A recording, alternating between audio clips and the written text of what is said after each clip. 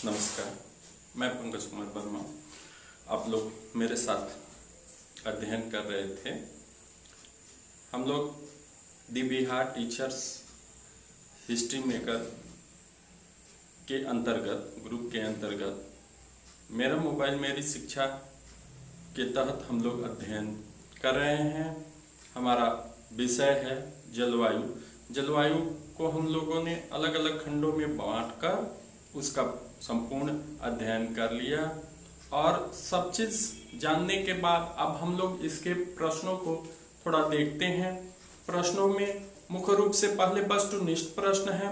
वस्तुनिष्ठ प्रश्न बहुविकल्पीय है, उसकी हम चर्चा करेंगे और एक विकल्प जो सही है उसके बारे में चर्चा करते हुए लघु उत्तरीय, कारण और दीर्घ उत्तरीय इन सारे प्रश्नों को धीरे धीरे देखेंगे। लेकिन पूरे अध्ययन से एक क्लियर हो गया है कि दीर्घ उत्तरीय प्रश्नों को आप अपने से हल करेंगे और बढ़िया से उत्तर लिखने का प्रयास करेंगे। धन्यवाद बच्चों। पहला प्रश्न है हमारा कि जाड़े में तमिलनाडु के तटीय भागों में वर्षा का क्या कारण है।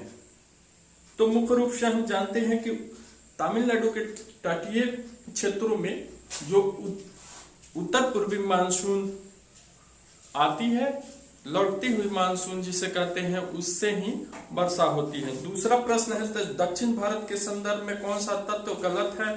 तो दक्षिण भारत के संदर्भ में 4 विकल्प दिए गए हैं। चारों विकल्प में जो उसका मुख्य रूप से है कि विषम जलवायु पाई जाती है, ये आपका तथ्य गलत है।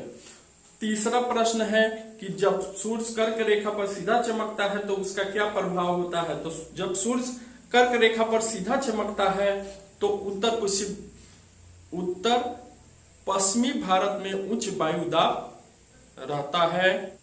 अगला प्रश्न है कि विश्व में सबसे अधिक वर्षा किस स्थान पर होती है। तो मई महीने में, अगला प्रश्न है कि मई महीने में पश्चिम बंगाल में चलने वाली धूल भरी आंधी को क्या कहते हैं। तो मई महीने में चलने वाली धूल भरी आंधी को काल वैशाखी पश्चिम बंगाल में कहा जाता है। फिर अगला प्रश्न है कि भारत के दक्षिण पश्चिम मानसून का आगमन कब होता है। मानसून का आगमन 1 जून को होता है। अगला प्रश्न है जाड़े में सबसे ज्यादा ठंडा कहाँ पड़ता है। तो ऑप्शन के हिसाब से खिलमर्ग है, ऐसे द्रास जो है जम्मू कश्मीर में, वहां सबसे ज्यादा ठंडा रहता है। लेकिन हम लोग ऑप्शन के हिसाब से देखेंगे तो इसमें है 4 ऑप्शन, उसमें तीसरा है खिलमर्ग, वही सही है। उत्तर पश्चिम भारत में शीतकालीन वर्षा का क्या कारण है। तो उत्तर पश्चिम भारत में शीतकालीन वर्षा का मुख्य कारण पश्चिमी विक्षोभ है। और इस तरह जो अगला प्रश्न है, जो 9वां प्रश्न है, ग्रीष्म ऋतु का कौन सा स्थानीय तूफान है जो कहवा की खेती के लिए उपयोगी होता है। तो इसका है आम्र वर्षा। उसके बाद हम लोग देखते हैं जो दूसरा मुख्य रूप से प्रश्न है वो है कोष्टक में सही शब्द चुनकर रिक्त स्थानों की पूर्ति करो। ऐसे 5 प्रश्न है। 5 प्रश्न में पहला है जनवरी में चेन्नई का तापमान कोलकाता से कम रहता है। सीधे भरने वाले हम बात बताते हैं। दूसरा है उत्तर भारत में वर्षा पूरब की अपेक्षा पश्चिम की ओर कम होती है। जैसे जैसे हम लोग पूरब से पश्चिम की ओर जाते हैं, मानसून के नमी धारण करने की जो क्षमता है घटते जाती है तो वर्षा कम होती है। मानसून शब्द का प्रयोग सर्वप्रथम डैश के नाविकों ने किया था, तो अरब के नाविकों ने किया था। पश्चिमी घाट पहाड़ के पश्चिम भाग में डैश वर्षा होती है, तो अधिक वर्षा होती है क्योंकि वह सम्मुख भाग होता है और वहां वर्षा अधिक होती है। 5वां है पर्वत का डैश भाग वृद्धि छाया का प्रदेश होता है। तो पवन जो विमुख भाग होता है वह वृक्ष भाग कहलाता है। उसके बाद तीसरा प्रश्न है निम्नलिखित में भौगोलिक कारण बताइए। निम्नलिखित का भौगोलिक कारण बताना है। तो इसमें 5 प्रश्न है। पहला है पश्चिम राजस्थान एक मरुस्थल है। पश्चिम राजस्थान एक मरुस्थल है, क्यों है।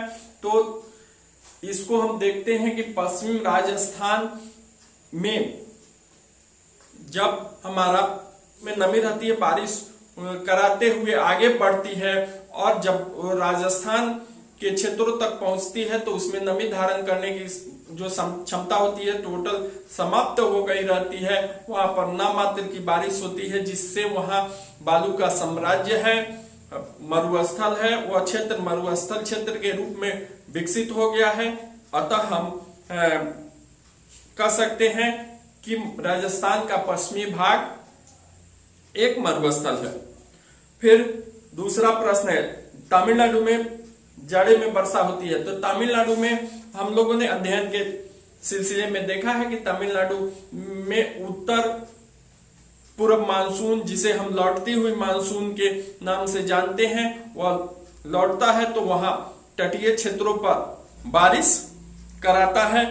ये जाड़े के समय में ही बारिश होती है, चक्रवात उत्पन्न होता है और उस क्षेत्रों में बारिश होती है।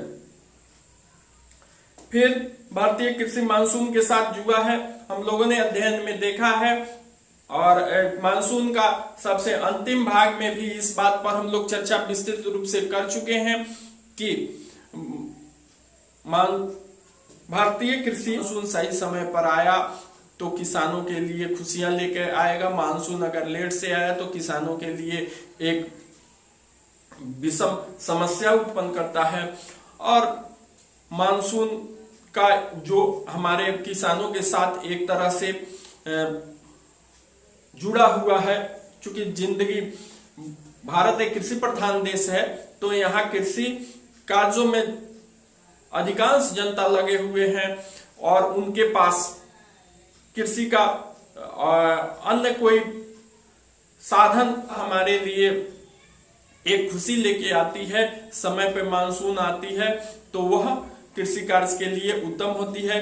कभी अनावृष्टि होती है, कभी मानसून आती है समय से और अत्यधिक अगर उसका प्रभाव हो जाता है तो उससे बाढ़ आती है, अन्न विभीषिका उत्पन्न होता है, जिससे किसानों का जीवन एक तरह से दुर्भर हो जाता है। तो इस तरह हम देखते हैं कि भारतीय मानसून के साथ एक जुआ है, उसके साथ जुड़ा हुआ है। अगर वह समय पर नहीं आई तो किसानों का जीवन उससे काफी विकटमय हो जाता है। फिर है मानसीनाराम में विश्व की सर्वाधिक वर्षा होती है। तो मानसीनाराम में हम जो दक्षिण पश्चिम मानसून चलती है वो मेघालय पहुंचने पे, जब उसकी पश्चिम बंगाल की शाखा मेघालय पहुंचती है तो गारो खासी जयंतिया 3 हिल में यह गिर जाती है और वहां पे सबसे ज्यादा वर्षा कराती है। पहले यह स्थान चेरापूंजी हुआ करता था जहां ज्यादा बारिश रिकॉर्ड किया गया था, लेकिन बाद में यह स्थान मानसीनाराम हो गया जहां पर 1187 सेंटीमीटर बारिश की रिकॉर्ड की गई है। तो इस तरह हम देखते हैं कि वहां पर विश्व की सबसे अधिक वर्षा होती है। फिर अगला है ऊटी में सालों भर तापमान काफी नीचे रहता है। चूंकि ऊटी तमिलनाडु का एक पर्वतीय नगर है जहां की जलवायु स्वास्थ्यवर्धक है। ऊटी जो क्षेत्र है वह प्रायद्वीपीय भारत का भाग है। चूंकि प्रायद्वीप भारत का जो भाग है 3 ओर से समुद्र से घिरा हुआ है और उस क्षेत्र में समुद्र की उपस्थिति के कारण तापमान सालों भर एक समान रहता है, क्योंकि समुद्र का जल धीरे धीरे गर्म होता है और धीरे धीरे ठंडा होता है, जिसके कारण वहां पर तापमान एक समान रहता है। और इसी कारण से ऊटी में तापमान काफी नीचे नहीं गिरता है जाड़े में। वहां की जलवायु सम रहती है और वहां का तापमान ने 3 खंडों का, चूंकि 3 तरह के प्रश्नों का यहां अध्ययन किया। पहला वस्तुनिष्ठ, दूसरा रिक्त स्थानों की पूर्ति, तीसरा है भौगोलिक कारण बताएं। अब हम लघु तरीय प्रश्न और दीर्घ तरीय प्रश्नों को और साथ ही साथ मानचित्र वाले प्रश्नों को अगले भाग में देखते हैं। धन्यवाद।